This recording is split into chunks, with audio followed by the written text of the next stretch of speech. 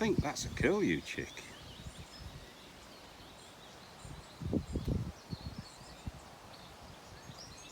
Wherever it is. Ah, there it is.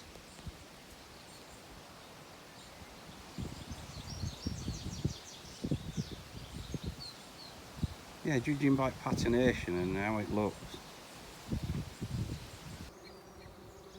I don't know if you can hear this, but the buzz from this tree is awesome, because pretty much every bunch of flowers has got bees on it.